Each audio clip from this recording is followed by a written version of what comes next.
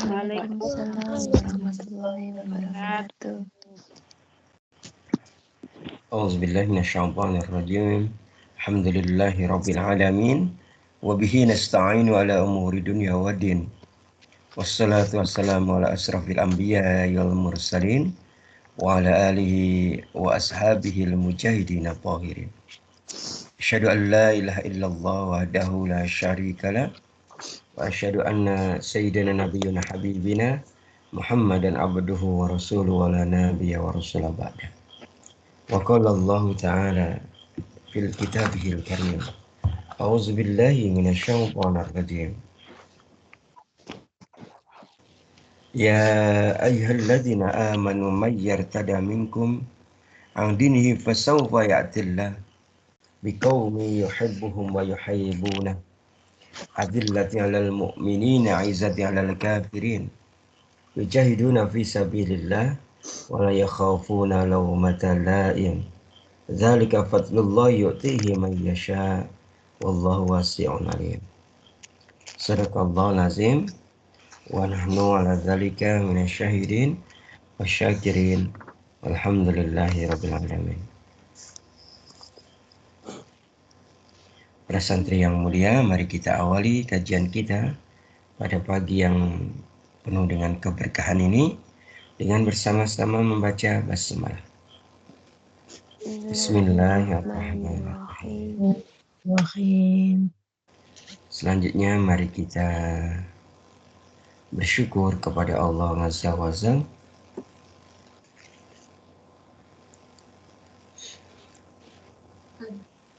bahwa hari ini, di pagi ini, di saat ini kita masih diberikan banyak sekali karunia dari Allah, kenikmatan dari Allah, kebaikan dari Allah.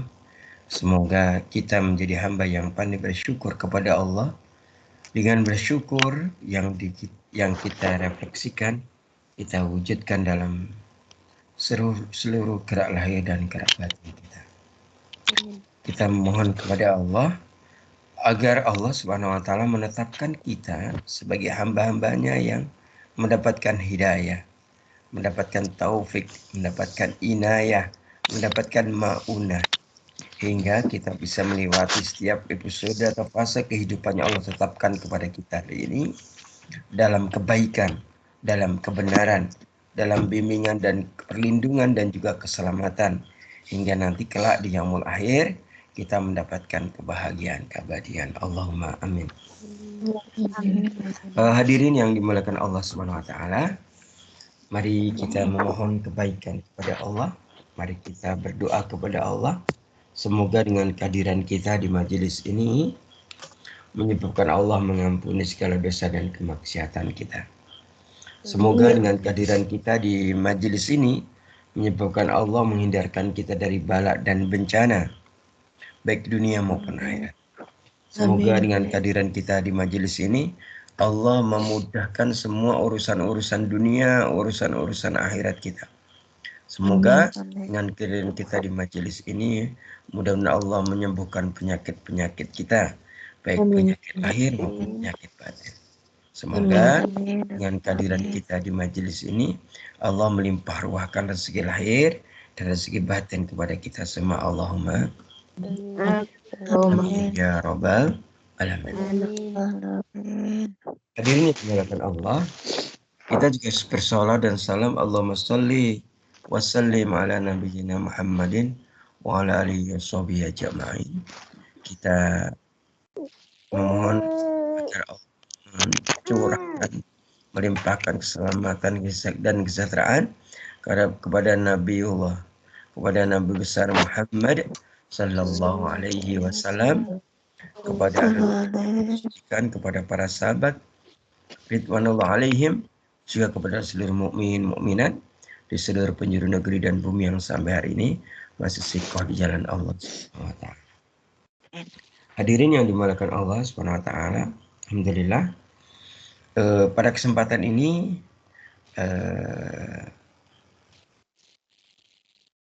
kita akan melanjutkan kajian kita masih seputar tentang tahapan-tahapan yaumul kiamah atau yaumul sya'adah. Mohon maaf, yaumul sya'ah. Jadi masih seputar yaumul sya'ah atau yaumul kiamah. Nah, mungkin para santri mungkin ada yang masih ingat pembahasan terakhir pada pekan yang lalu kita sampai mana? Sampai hal yang ditimbang pada saat yaumul mizan. Yang ditimbang pada saat yaumul mizan. Ya. Kita bagus sekali, betul sekali. Kita sudah membahas bahwa ada 3 pendapat ulama. Pertama yang ditimbang adalah amal-amal soleh, gitu ya. Kemudian pendapat yang kedua yang ditimbang adalah manusianya. Yang ketiga adalah apa? Catatan amalnya. Catatan amal. Yang kesimpulannya ternyata 3-tiganya akan ditimbang. Gitu ya. Baik, berikutnya kita masih dalam bab yaumul mizan atau al-mizan. Ya.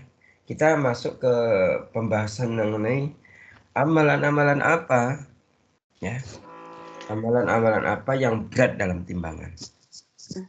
Amalan-amalan apa saja yang memberatkan timbangan kebaikan kita. Ya, tujuannya ketika kita membahas ini, ketika kita membahas amalan-amalan apa saja yang berat dalam timbangan, pasti kita bisa mengamalkan itu dan kita bisa mengejar amal itu, bisa mengumpulkan amal itu, gitu ya. Dalam beberapa keterangan ulama dan yang kemudian mensikir beberapa hadis ya keterangan Nabi dan para sahabat bahwa amalan pertama ya, amalan yang berat dalam timbangan yaitu amalan yang kaitannya dengan kita ini memurnikan tauhid dari noda syirik. Memurnikan ketauhidan dari apa? Noda Syirik dari kita. Ketika kita bicara dengan memurnikan tauhid, berarti kita apa? Memurnikan kalimat la ilaha illallah. Itu. Kalimat la ilaha illallah. Dalam kajian tafsir maudhu'i atau tematik, la ilaha illallah ini ya, ini ada 2 kata la di situ ya. La ilaha illallah. La pertama adalah la dalam la ilah ya. La dalam la ilah itu artinya adalah la nafi. Nafi artinya adalah meniadakan, meninggalkan, menghancurkan. Apa yang ditinggalkan, apa yang ditiadakan, apa yang dihancurkan, ilah. Ilah di sini berarti tandingan-tandingan Allah. Tuhan-Tuhan selain Allah. Ya. Itu yang harus kita nafikan, begitu ya. Yang harus kita nafikan. Kemudian berikutnya adalah illallah. La pada kata illallah. La di sini disebut dengan la nahi atau la isbat. Setelah kita meninggalkan, menghancurkan, meniadakan ilah ya, selain Allah, kemudian kita apa? Kita harus mengisbat, menahikan. Apa itu menetapkan? Meneguhkan apa? Allah sebagai satunya zat yang berhak untuk diibadahi. Jadi gitu. Hadirin yang dimuliakan Allah. Jadi inilah amalan yang memberatkan timbangan kebaikan. Ketika kita berusaha untuk memurnikan tauhid dari noda-noda syirik, dari maksiat syirikan. Jadi seperti itu. Nah, perlu diketahui oleh kita semua begitu ya, bahwa ketika bicara tentang la ilaha illallah atau kalimat tauhid ini, ternyata ini menjadi apa? Menjadi intisari ya. Menjadi intisari risalah para nabi dan rasul. Jadi semua dakwah para nabi dan rasul sejak Nabi Adam gitu ya, alaihissalam gitu ya, sampai kepada Nabi kita, Nabi besar Muhammad SAW. Intinya adalah misi risalah mereka adalah mengajak memurnikan tauhid gitu ya. Cukup banyak ayat yang menjelaskan demikian gitu ya. Misalnya kita bisa dalam surat Al-Anbiya ya, surat para nabi, surat 21 ayat 20. Di situ Allah menegaskan kepada kita, auzubillahi minasyaitonirrajim, wa ma arsalna min qablika min rasulin illa nuhi ilaihi annahu la ilaha illa ana fa'budu.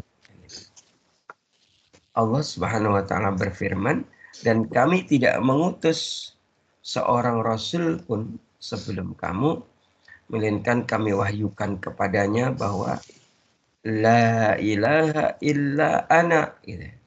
Bahwa tidak ada ilah yang hak untuk diibadahi kecuali aku, kata Allah. Fa'budun, maka sembahlah aku olehmu sekalian. Ya gitu. Bagaimana surat An-Nahl surat ke-16 36, Allah juga berfirman, auzubillahi minasyaitonirrajim, walaqad ba'asna fi kulli ummatin rasulan ani budullah wajtanibut tagut. Sesungguhnya kami telah mengutus rasul pada tiap-tiap umat ya. Dan sesungguhnya kami telah mengutus rasul pada tiap-tiap umat untuk menyerukan La ilaha illallah. wajtanibut tagut. Ya. Atau la ilaha illallah. Tidak ada ilah yang berhak untuk diibadahi kecuali Allah. Maka anikbudullah wajtanibut tagut, berarti kita kalau kita sudah menyembah Allah, kita harus mengingkari selain Allah. Ilah-ilah selain Allah harus kita ingkari. Jadi kayak gitu ya. Persis seperti misalnya kan mulai terjadinya kesyirikan itu kapan? Sejak zaman Nabi siapa mulai terjadinya kesyirikan? Ibrahim.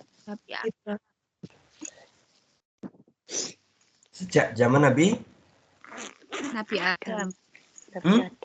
Nabi Adam sudah terjadi kesyirikan? Belum. Nabi Ibrahim. Iya. Ya. Yang betul adalah bahwa kesyirikan terjadi sejak zaman Nabi Nuh alaihissalam. Jauh sebelum Nabi Ibrahim, yaitu Nabi Nuh. Mungkin beberapa saat yang lalu Ustaz menjelaskan tentang ada lima orang soleh keturunan Nuh, yang kemudian Suwa gitu, kemudian dijadikan patung setelah mereka meninggal, kemudian disembah. Gitu. Nah, gitu ya. Maka bahkan keturunan Nuh yang lain siapa? Kalau dari zaman Nabi Ibrahim, Raja Namrud. Raja Namrud itu juga keturunannya Nuh. Namrud bin Ham bin Nuh. Namrud juga melakukan kesyirikan. Dalam hal ini Allah menegaskan dalam surat Al-A'raf ya. Surat yang keberapa? Surat yang ke-7. Ayat auzubillahi minasyaitonirrajim. Laqad arsalna Nuhan ila qaumihi faqala ya qaumi budullaha ma lakum min ilahin ghairuhu inni akhafu alaikum azaban yaumin azim. Allah berfirman, sesungguhnya kami telah mengutus Nuh kepada kaumnya. Lalu Nuh berkata, gitu ya, ya qaumi budullah, wahai kaumku sembahlah Allah. Ya. ma lakum min ilahin ghair. Sekali-kali tak ada Tuhan yang hak untuk diibadahi bagimu selain kecuali Dia. Inni akhafu alaikum adzab yaumin azim. Sesungguhnya kalau kamu tidak menyembah Allah, aku takut kamu akan ditimpa azab yang besar pada hari apa? Kelak. Demikian juga ketika Allah mengutus apa? Mengutus seorang nabi namanya Hud, ya. Nabi Hud, ya. Kepada kaumnya siapa? Kaumnya Nabi Hud namanya apa? Samud.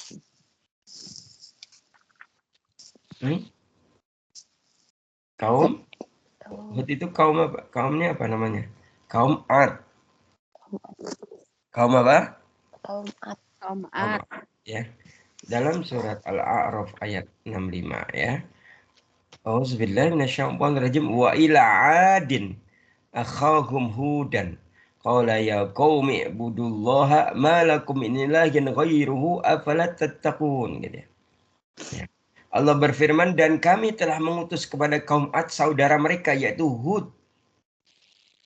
Dan Hud berkata, ya qaumi, wahai kaumku, ya qaumi i'budullah gitu ya. Sembahlah Allah. Malakum min ilahin ghairuhu afalat tattaqun. Sekali-kali tidak ada Tuhan yang hak bagimu selain darinya. Gitu ya. Afalat tattaqun, maka mengapa kamu tidak bertakwa kepadanya? Jadi demikian juga ketika Allah mengutus seorang nabi namanya Nabi Soleh, yang salah satu mukjizatnya apa? Unta keluar dari batu. Kaumnya namanya siapa?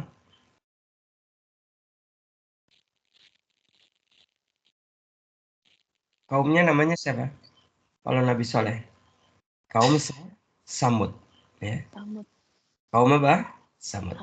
Bismillahirrahmanirrahim. Wa ila samuda akhahum salihan qal ya qaumi ibudullaha ma lakum min ilahin ghairuhu qad ja'atkum bayyinatun min rabbikum hadhihi naqatullahi lakum ayatan fadaruha ta'kulu fi ardillahi wala tamassuha bisu'in fayakhudakum adzaban. Ya Allah, marhamna bil Quran. Dan kami telah mengutus kepada kaum Samud saudara mereka yaitu Soleh. Ia berkata, hai kaumku, sembahlah Allah. Sekali-kali tidak ada Tuhan yang hak bagimu selainnya. Begitu ya. Sampai kemudian Allah menceritakan dengan unta betina yang sebagai tanda kerasulan beliau dan tanda kekuasaan Allah. Demikian juga Su'aib. Kalau Su'aib kemana Su'aib itu? Kalau Nabi Su'aib?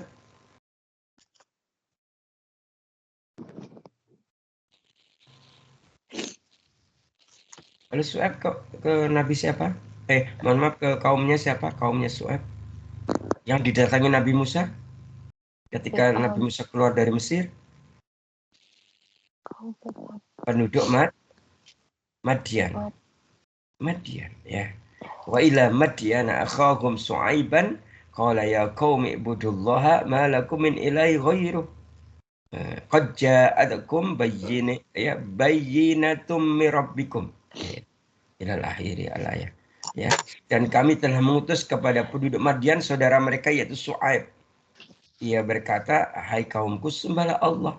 Sekali-kali tidak ada Tuhan yang hak bagimu selainnya ya. Surat Al-A'raf ayat 85. Kemudian demikian juga yang tadi datang ke Madian yang lari dari Mesir namanya siapa? Yang kemudian menjadi menantunya Su'aib siapa?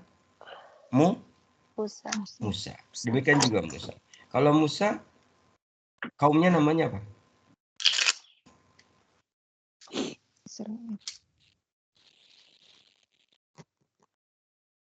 Apa kaumnya Nabi Musa?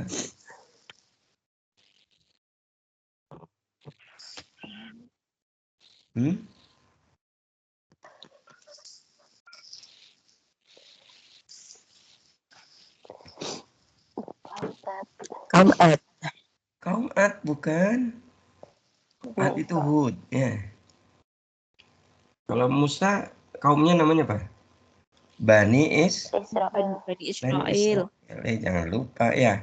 Ini pengetahuan ini penting biar kita bisa mendapatkan pelajaran dari kisah-kisah terdahulu. Karena Quran itu sebagian besar isinya adalah kisah. Kisah-kisah. Ya, gitu ya.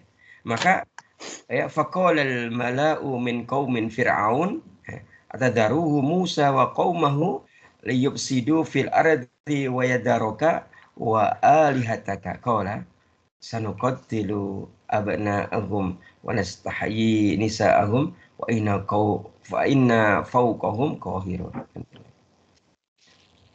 Berkatalah pembesar-pembesar dari kaum Fir'aun kepada Fir'aun, gitu ya.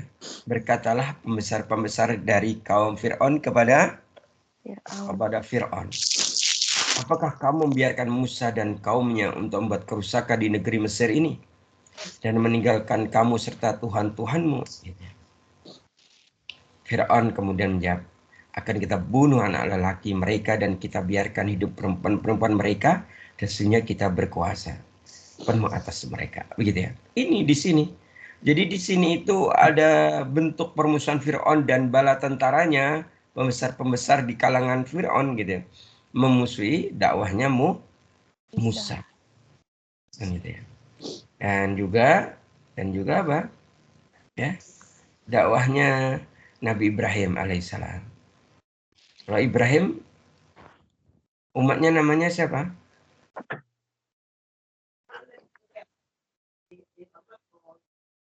Umatnya di sebuah negeri yang dipimpin oleh seorang raja yang sangat kekuasaannya besar. Namanya siapa? Namrud. Iya. Wa Ibrahim id qala liqaumihi budullaha wattaquh dzalikum khairul lakum in kuntum ta'lamun. Dan ingatlah Ibrahim ketika ia berkata kepada kaumnya, sembahlah olehmu Allah semata, gitu ya. Sembahlah olehmu Allah saja dan bertakwalah kepadanya. Surat Al-Ankabut ayat 16. Dan juga bagaimana Nabi Isa alaihissalam, gitu ya. Nabi Isa alaihissalam, ya. Ketika Nabi Isa alaihissalam diperintahkan Allah untuk berdakwah, bagaimana dijelaskan dalam surah Al-Maidah 117 ya. Ma qultu lahum illa ma amartani bihi ani'budullaha rabbi wa rabbakum wa kuntu alaihim syahidan ma dumtu fihim falamma tawaffaitani kunta anta ar-raqiba alaihim wa anta ala kulli syai'in syahid. Aku tidak pernah mengatakan kepada mereka kecuali apa yang engkau ya Allah perintahkan kepadaku untuk mengatakannya. Yaitu apa? Isa mengatakan kepada kaumnya apa? Sembahlah Allah. Gitu ya. Jadi Isa mengatakan kepada kaumnya apa? Ani budullah, gitu ya. Rabbi wa rabbakum. Gitu ya. Sembahlah Allah, Tuhanku dan Tuhanmu. Gitu ya. Itu. Bahkan sampai kepada Rasulullah Sallallahu Alaihi Wasallam. Rasulullah ini juga apa? Misi risalahnya adalah tauhid. Kul inni umirtu ya. Kul inni umirtu an a'budullaha mukhlishan lah, gitu ya. Katakanlah wahai Muhammad, sesungguhnya aku diperintahkan supaya menyembah Allah semata dengan memurnikan ya. Memurnikan semua ibadahnya hanya kepada Allah saja. Az-Zumar ayat yang ke-11. Begitulah hadirin yang dimuliakan Allah.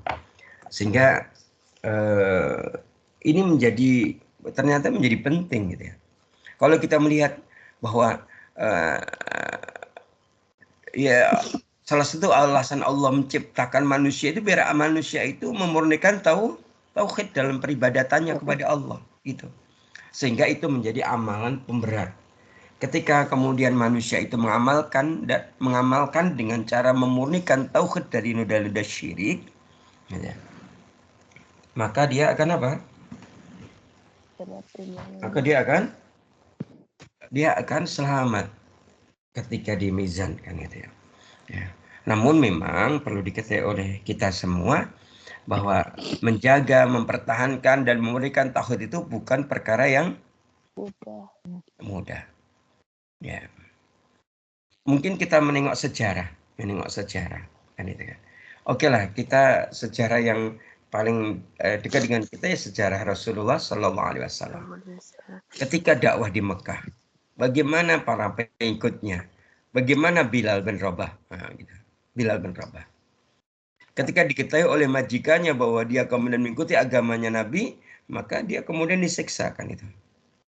Dan pada saat disiksa itulah kemudian Bilal suruh apa? Suruh menyembah apa? Suruh mengakui Lata, Uzza, Manab, Wahubal, gitu kan. Oleh majikannya. Tapi dia malah mengatakan apa? Ahad, ahad, ahad. Namun sebelum itu ada lagi, sebelum itu ada lagi yang kemudian sebuah keluarga yang kemudian menjadi apa? Menjadi syuhada pertama. Siapa? Keluarganya ya? Yasir. Bagaimana ketika apa? Yasir gitu ya. Disiksa habis-habisan. Kemudian apa? Lehernya kemudian diikat. Ya, diikat ya dengan sebuah tali. Dan saat itulah anaknya Ammar bin Yasir suruh keluar dari tempat penyiksaan itu untuk menyaksikan itu. Akhirnya syahid di jalan Allah. Bagaimana dengan Sumayyah, istrinya Yasir, Ummu Ammar, kan itu. Bagaimana gitu? Karena dia mempertahankan tidak mau mengakui Lata, Uzza, Manab, wa Hubal gitu ya. Sampai akhirnya apa yang terjadi?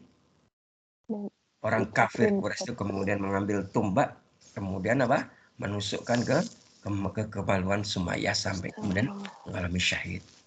Jadi syuhada, menjadi syahidah, kan gitu. Itu dalam rangka mempertahankan apa? La ilaha illallah. Jadi gitu. Bagaimana yang lainnya gitu ya? Kenapa kok kemudian kalimat tauhid ini, kalimat la ilaha illallah itu menjadi apa? Menjadi amal pemberat timbangan kebaikan. Kita melihat bagaimana ada sosok ya, yang kuat sekali. Kuat karena dia pemimpin perampok dari negeri Ghifar. Tahu nggak namanya siapa? Pemimpin perampok dari Ghifar. Namanya Abu Zar al-Ghifari. Namanya siapa? Abu Zar al-Ghifari. Ya. Ketika dari negerinya terdengar kabar bahwa di negeri Mekah ada nabi baru, maka dia datanglah dia. Dia berniat untuk mendatanginya. Gitu. Dan saat itulah mulai ada cahaya hidayah untuknya. Maka ketika kemudian nyampe ke Mekah dan ketemu Nabi, kemudian bersyahadah. Asyhadu an la ilaha illallah wa asyhadu anna Muhammadar Rasulullah. Gitu ya. Kemudian masuk Islam. Yang namanya pemimpin perampok kan pemberani atau penakut? Berani. Akhirnya setelah itu dia datang ke pasar, jadi ke pasar yang ada di Mekah. Wahai orang-orang Mekah, gitu ya. Saksikan. Isyhadu, saksikan gitu. Kemudian bacakan syahadah di situ. Apa yang terjadi? Orang-orang yang di pasar kemudian memukulinya. Memukuli Abu Zar, dikeroyok Abu Zar. Datanglah Abbas, pamannya Nabi, menolongnya, membantunya, kan itu. Tapi karena sinar cahaya hidayah dengan la ilaha illallah telah mulai tertanam hatinya, besoknya datang lagi mana? Ke pasar. Dan mengatakan, wahai orang-orang Quraisy, saksikan bahwa saya gitu. Bersaksi bahwa Allah tidak ada ilah kecuali Allah. Dan Muhammad adalah utusan Allah. Setelah itu diapain? Gebukin lagi, dikeroyok lagi oleh orang-orang Quraisy. Ditolong lagi oleh siapa? Abbas. Begitu berkali-kali. Kemudian dilaporkanlah ke Nabi. Setelah itu Abu Zar dipanggil oleh Nabi. Ya Abu Zar gitu ya. Setelah menghadap Nabi, Nabi mengatakan, ya Abu Dzar, kamu pulanglah. Pulang. Suruh pulang kemana? Besar. Pulang kemana? Ke negerinya. Ke asalnya Ustaz. Abu Dzar rumahnya mana? Solo? Bukan Negeri. Solo. Salah. Masa Solo rumahnya Abu Dzar? Abu Dzar itu rumahnya namanya Al-Ghifar. Al-Ghifar. Negerinya namanya Ghifar. Hai Abu Dzar, pulanglah kamu ke negeri Ghifar, gitu kan kata Nabi. Kemudian Abu Dzar bilang, ya Rasulullah, aku kan belum kau didik, aku kan belum kau bina, gimana ini, kan itu. Kata Nabi, pulanglah kau ke Ghifar. Gitu. Nah, kira-kira Abu Dzar itu pulang, bekalnya apa? Yakin. Bekalnya apa yang dibawa? Tauhid, kalimat tauhid. Tauhid. Ya, Masya Allah. Kalimat la ilaha Illallah. sampai akhirnya setelahnya sampai di Ghifar dia mengajak kaumnya, mendakwai kaumnya. Setelah itu beberapa bulan berikutnya mengajak semua kaumnya datang ke Nabi untuk bersyahadat. Itu luar biasa kalimat. Kemudian ada lagi kisah yang lain. Ada seorang bangsawan ganteng, saudagar gitu ya. Gitu ya, anak terpandang dari keluarga terpandang kaya raya di Mekah. Kemudian dia mendapatkan hidayah, kemudian dia harus terpisah dengan ibunya. Ya. Yang kemudian ini menjadi duta pertama Nabi ke Yastrib. Namanya siapa? Mus'ab bin Umair. Namanya siapa? Mus'ab bin Umair. Ya, dia diutus ke Yastrib untuk dakwah. Jadi pertama kali yang dakwah, Nabi itu mengutus dakwah pertama kali ke Madinah itu ya Mus'ab. Jauh sebelum apa? Hijrah. Jauh sebelum hijrahnya Nabi. Kan itu. Mus'ab mempersiapkan jauh-jauh hari sebelum hijrah. Mempersiapkan orang-orangnya di sana. Gitu, mendakwahi orang-orang Yastrib saat itu. Dan akhirnya sebagian mengikuti dakwahnya Mus'ab. Nah, saat sebelum dia itu diutus menjadi dutanya Nabi kemana? Ke Yastrib. Terjadi semacam dilema. Dilema apa? Ketika diketahui oleh ibunya bahwa Mus'ab itu mengikuti agamanya Rasulullah, sangat marah besar. Gitu ya. Sangat marah besar. Sampai sakit pun, gitu, sakit. Kemudian berharap gitu ya. Mus'ab kemudian kembali kepada agama nenek moyang mereka. Mus'ab sudah tidak mau. Dia mencoba mempertahankannya. Ya. Bahkan sampai mengancam, kalau aku mati gimana Mus'ab gitu ibunya. Sampai Mus'ab mengatakan, kalau ibu memiliki nyawa lebih dari satu kemudian mati, berkali-kali aku tidak akan pernah meninggalkan apa?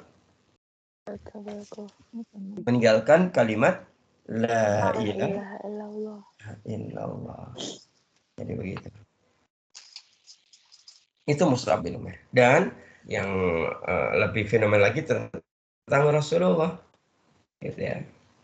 Tentang apa? Rasulullah. Tentang Rasulullah. Gitu ya. Ketika ada tiga pembesar Quraisy, namanya 3A. Tahu nggak 3A? Abu Lahab, Abu Sufyan, Abu Jahal, Abu Sazam nggak lah ya. Datang kepada pamannya yaitu Abu Thalib dan mengatakan gimana? Ya Abu Thalib, sampaikanlah kepada keponakanmu itu. Berhentilah dia untuk berdakwah, mendakwai agama atau dakwahnya dia. Kalau ponakan menginginkan menjadi pemimpin, maka kami akan menjadi pemimpin kaum kami. Kalau menginginkan wanita, maka aku kumpulkan wanita cantik untuknya. Kalau menginginkan harta, saya kumpulkan harta-harta yang di kaumku untuknya. Setelah itu Abu Thalib mendatangi siapa? Rasul Rasulullah dan mengatakan yang demikian itu. Ya keponakanmu, ada pesan dari pembesar Quraisy sebagaimana tadi. Berhentilah engkau untuk berdakwah, gitu ya. Gitu ya. Apa jawaban Nabi yang paling fenomenal? Wallahi ya ammi, gitu ya. Gitu ya. Wallahi ya ammi, demi Allah ya pamanku, kan itu. Law wada'u syamsa fi yamini, gitu ya. Wal qamari fi simali ala ad'ruka hadal amro ma taraktuhu hatta yudhirahullahu, gitu ya. Au ahlika fihi, gitu ya. Wahai pamanku, demi Allah, kalaupun matahari diletakkan di tangan kananku dan rembulan di tangan kiriku, agar aku meninggalkan perkara ini, yaitu perkara menyampaikan risalah ini, sehingga Allah memenangkan atau membuat aku binasa, pastilah tidak akan aku meninggalkan dakwah ini. Begitu. Masya Allah. Begitulah. Gitu ya. Maka ini menjadi pelajaran buat panjenengan semua yang di sana. Karena apa? Karena kalau mungkin beda dengan di sini di Indonesia. Kalau di sana mungkin agak kadang ujian tauhid ini lebih kentara, lebih jelas. Karena yang kalian hadapi apa? Orang non-muslim. Kalian bekerja dengan orang-orang yang tidak bertauhid, kan itu. Maka kita mendengar banyak kasus teman-teman kita yang di sana itu akhirnya tergadaikan agamanya, tergadaikan tauhidnya. Kan itu. Maka ini menjadi pelajaran bagaimana kita mempertahankan kalimat la ilaha illallah apapun konsekuensinya. Jadi begitu. Nah, terkait dengan ini ada juga hadis ya, hadis. Hadis ini riwayat Bukhari ya. Kemudian Ahmad juga Al-Baihaqi. Nah, hadis ini untuk riwayat Bukharinya ini Ustaz Sitir dari kitab Al-Adab Al-Mufrad. Di situ hadis ini dari Abdullah bin Amru bahwa Rasulullah Shallallahu Alaihi Wasallam telah bersabda, ketika akan meninggal, maka Nabi Nuh alaihissalam berpesan kepada putranya. Siapa yang akan meninggal? Nabi Nuh.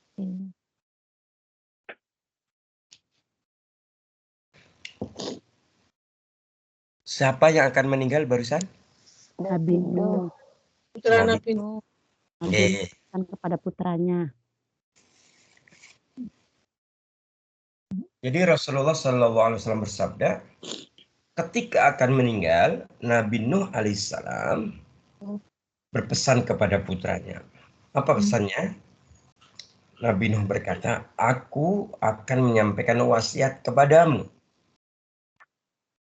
Selanjutnya Nabi Nuh mengatakan, aku perintahkan engkau untuk melakukan 2 perkara dan aku melarangmu melakukan 2 perkara, gitu ya. Jadi sebelum meninggal Nabi Nuh berwasiat kepada putranya. Apa wasiatnya? Nabi Nuh merintahkan putranya untuk melakukan 2 perkara dan melarang melakukan 2 perkara. 2 perkara yang diperintahkan untuk dilakukan, gitu ya. Gitu. Nah, adalah gitu ya. Ketika Nabi Nuh mengatakan, aku perintahkan kepadamu agar kau menjaga la ilaha illallah. Gitu ya. Menjaga apa? Kalimat tauhid. Menjaga di sini ya berarti mulai membaca, memahami maknanya, mengamalkannya, dan apa? Ya siap menghadapi berbagai konsekuensinya. Dan itu. Kenapa? Karena seandainya, jadi beliau Nabi Nuh melanjutkan, karena seandainya langit dan bumi diletakkan pada salah satu anak timbangan dan kalimat la ilaha illallah diletakkan pada anak timbangan yang lain, niscaya anak timbangan yang berisi kalimat la ilaha illallah akan lebih berat Dan seandainya langit yang berlapis 7 adalah sebuah lingkaran gelang, niscaya kalimat la ilaha illallah yang diletakkan di atas langit yang berlapis 7 itu, maka kalimat itu akan mampu memecah belah, menghancurkan langit yang berlapis 7 itu. Nah, itu. Ini perintah pertama yang harus dilaksanakan dari Nabi Nuh kepada putra-putra. Putranya. Menjaga apa? Kalimat tauhid. Illallah. Kemudian apa perintah kedua yang harus dilakukan oleh anak-anaknya? Yaitu Nabi Nuh berkata, aku perintahkan kepadamu agar menjaga apa? Menjaga subhanallah wa bihamdihi, gitu ya. Suruh menjaga apa yang kedua? Subhanallah wa bihamdihi. Berarti menjaga tadi ya menjaga itu membaca, memahami maknanya, mengamalkannya, dan tentunya siap menghadapi konsekuensinya. Kenapa suruh menjaga kalimat subhanallah wa bihamdihi? Karena Nabi Nuh melanjutkan karena kalimat subhanallah wa bihamdihi itu adalah sholatnya seluruh makhluk. Ya.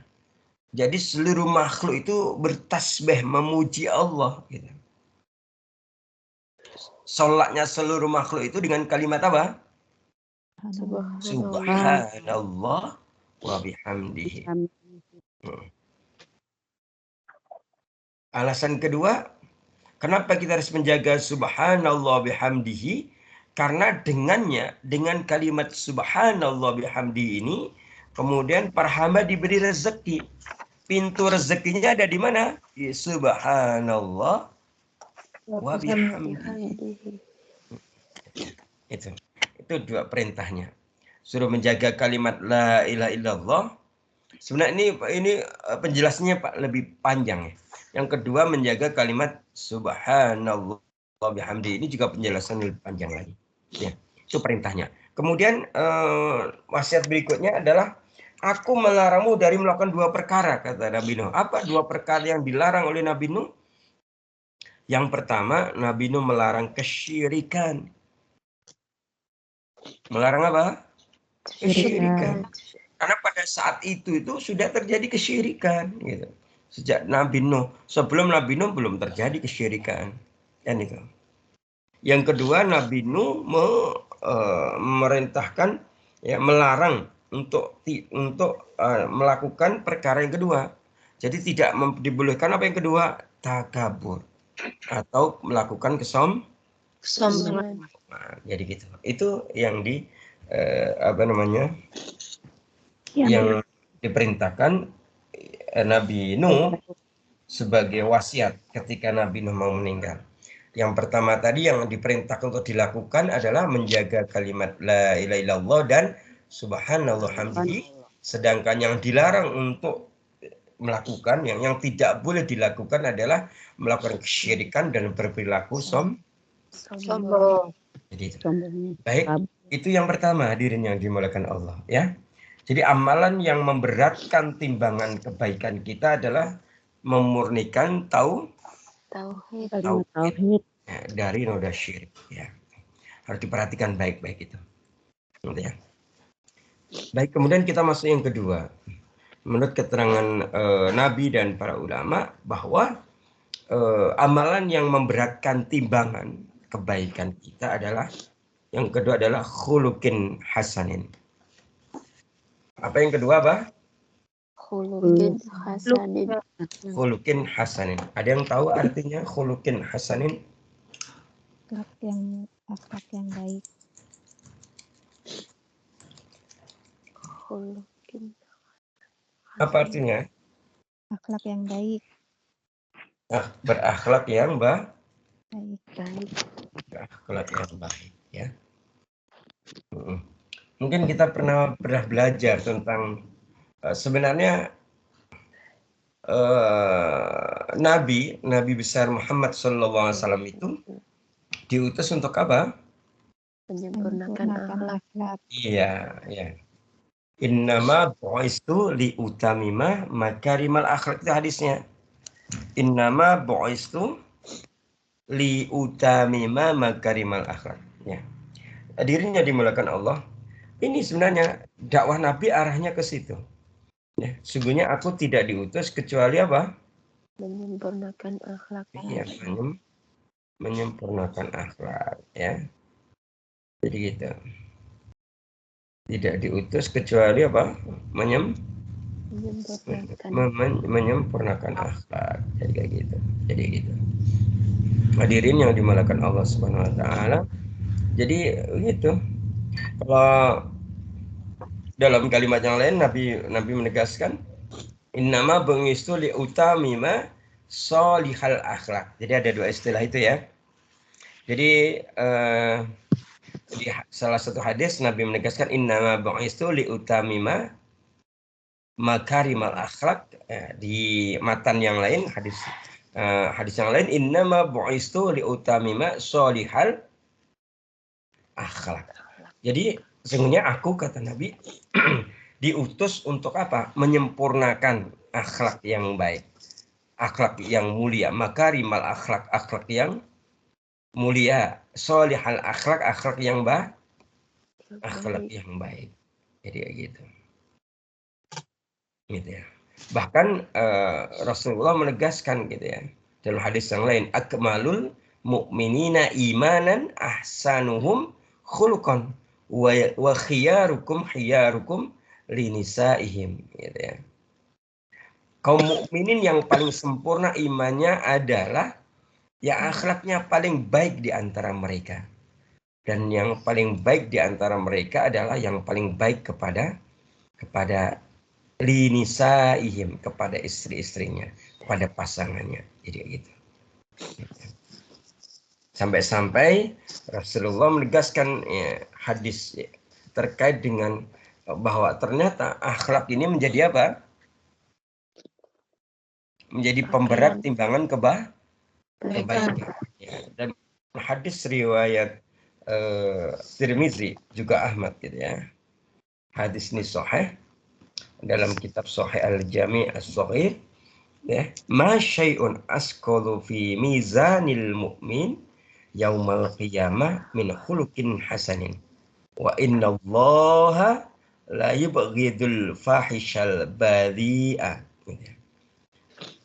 Tiada amalan yang lebih berat dalam timbangan seorang mukmin pada hari kiamat kelak melebihi akhlak yang baik.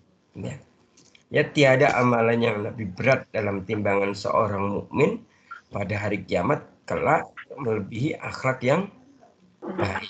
Gitu ya. Innallaha la yubghidul fahishal badhi.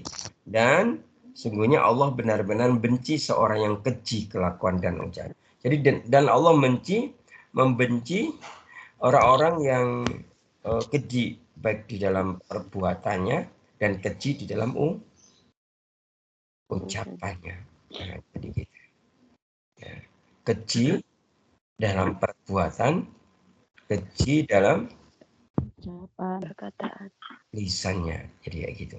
Bahkan hadis riwayat Tirmizi, ya, hadis ini hasan ya, juga ditegaskan ya, fadilah atau keutamaan yang berakhlak yang baik itu, gitu ya. Ketika Rasulullah bersabda, ya, inna min ahabbikum ilayya wa aqrabikum minni majalisan yaumal qiyamah hasinakum akhlaqan, gitu ya. Rasulullah sallallahu alaihi wasallam bersabda, sungguhnya yang paling aku cintai di antara kalian dan yang paling dekat majelisnya denganku pada hari kiamat adalah yang paling baik akhlaknya. Itu. Jadi sungguhnya yang paling aku cintai di antara kalian dan yang paling dekat majelisnya denganku pada hari kiamat adalah yang paling baik akhlaknya. Ya gitu. Hadirin yang dimuliakan Allah Subhanahu wa taala, hal ini persis sekali ya. persis dengan ketika Nabi memberikan nasihat kepada Abu Zar. Gimana nasihatnya? Ada ingat nggak? Ada yang tahu? Ya Abu Zar gitu ya. Ittaqillaha haitsuma kunta, begitu.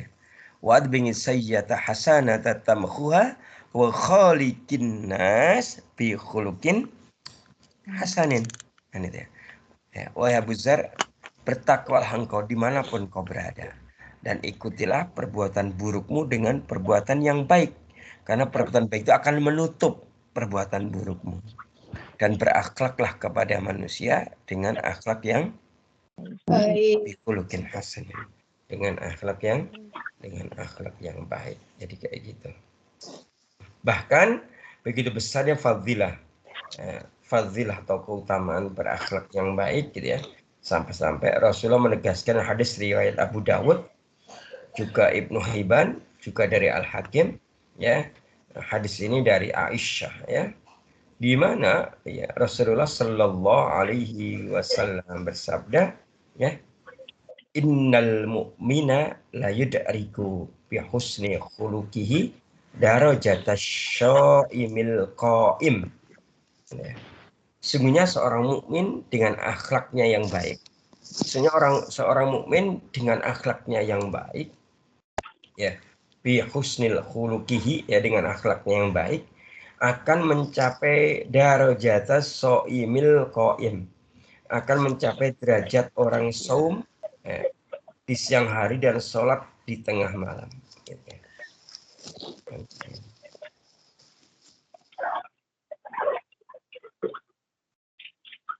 Jadi kayak gitu ya. Ya. Hadirin yang dimuliakan Allah Subhanahu wa taala. Jadi itu penjelasan amal yang memberatkan timbangan kebaikan yang kedua. Apa? Yang pertama tadi apa? Memurnikan tauhid. Dari syirik. Yang kedua apa? Khuluqin hasanin. akhlak yang baik. Kemudian masih ada waktu apa udah habis nih? Masih ada, Ustaz. Oke, masih ada 2 lagi amal yang dijelaskan oleh Pak Nabi dan para ulama. Yang ketiga adalah amalan-amalan yang gitu ya, memberatkan timbangan kebaikan adalah ketika kita melakukan apa? Zikron kasiran. Zikron kasiran. Apa yang dimaksud dengan zikron kasiran? Berzikir yang sebanyak-banyak. Berzikir sebanyak-banyaknya. Ya. Zikir sebanyak-banyaknya. Zikron kasiran, ya. Surat 33 yang 42. Suruh zikron kasiran. Hadirin yang dimuliakan Allah Subhanahu wa taala, zikir ini menjadi ibadah yang sangat tinggi nilainya di sisi Allah. Ibadah yang agung gitu ya. Karena apa? Karena ketika Allah menegaskan fadkuruni adkurkum, gitu. Fadkuruni adkurkum, surah Al-Baqarah ayat 152. Maka ingatlah kalian kepadaku, niscaya aku juga akan mengingatmu, kan itu, mengingat kalian, kata Allah. Gitu. Bahkan kita diperintah oleh Allah suruh berzikir. Bagaimana? Kapan kita berzikir? Bagaimana berzikir itu dalam surat Al-Imran 191. Ini sangat masyhur ya, sangat terkenal. Saya kira panjenengan semua sudah memahami itu. Ketika Allah merintahkan alladzina yadhkurunallah, yaitu orang-orang yang berzikir kepada Allah qiyaman wa qu'udan wa 'ala junubihim, tatkala berdiri, duduk dan berbaring. Coba kita teliti, coba kita lihat diri kita atau manusia secara umum. Aktivitas hidup itu cuma ada 3. Kegiatan hidup: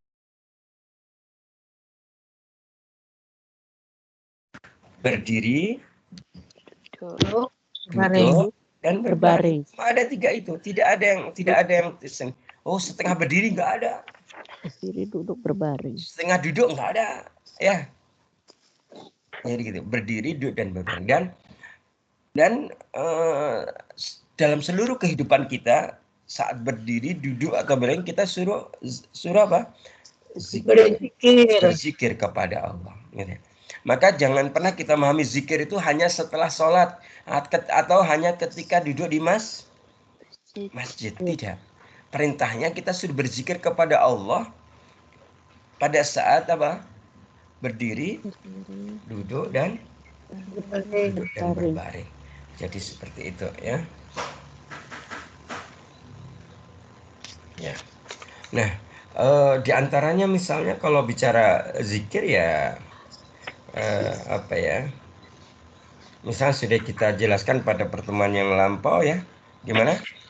Ada zikir yang ringan di lisan tapi berat pada timbangan dan dicintai oleh Allah. Ar-Rahman, dicintai oleh Allah. Apa itu kalimat? Subhanallah wa bihamdihi subhanallahil azim. Atau bisa dibalik ya. Subhanallahil azim subhanallah wa bihamdihi. Gitu ya. Maka misal dalam surat Al-Anfal ya, surat Al-Anfal surat 8 ayat 45 Allah berfirman, Auzubillahi minasyaitonirrajim.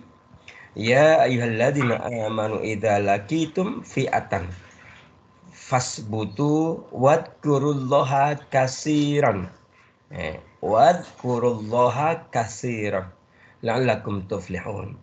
Hai orang yang beriman, apabila kalian bertemu dengan pasukan musuh maka tegarlah kalian dan wadkurullaha katsiran.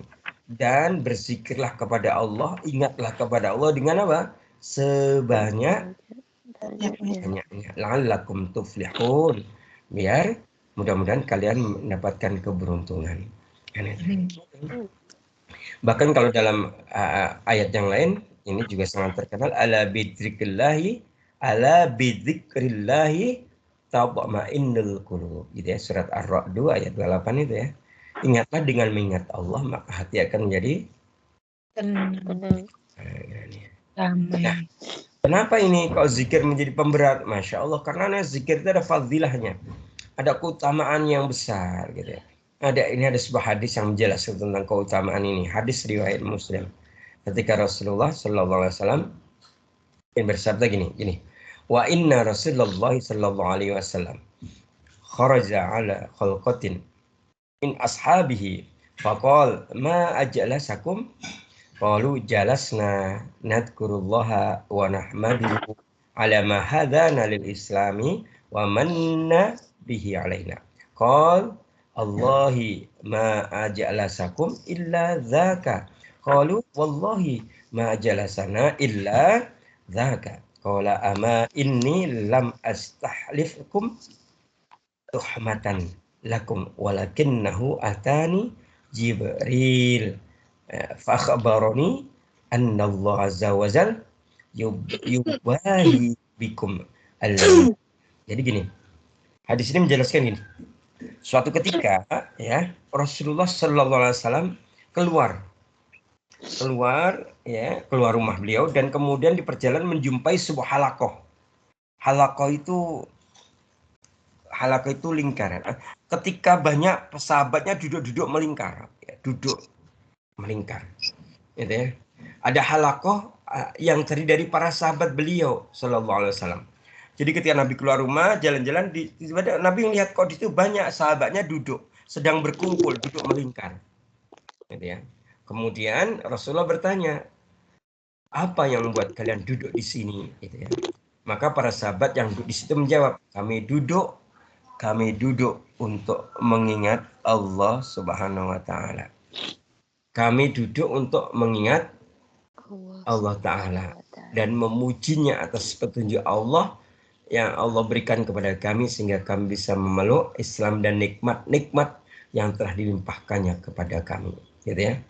Kemudian Nabi Sallallahu Alaihi Wasallam mengatakan, wallahi demi Allah, apakah tidak ada alasan lain bagi kalian sehingga membuat kalian duduk di sini melainkan itu? Kemudian mereka menjawab, wallahi demi Allah, tidak ada niat kami selain itu.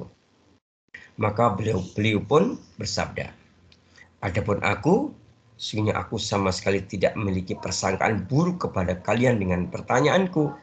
Akan tetapi, Nabi melanjutkan ya. Akan tetapi, Jibril datang kepadaku, kemudian dia mengabarkan kepadaku bahwa Allah Azza wa Jalla membanggakan kalian di hadapan para malaikat. Jadi begitu ya. Jadi kalau apa ya? Ada majelis zikir itu Allah itu membanggakan majelis itu di hadapan kumpulan yang besar, yaitu kumpulan para malaikat. Gitu.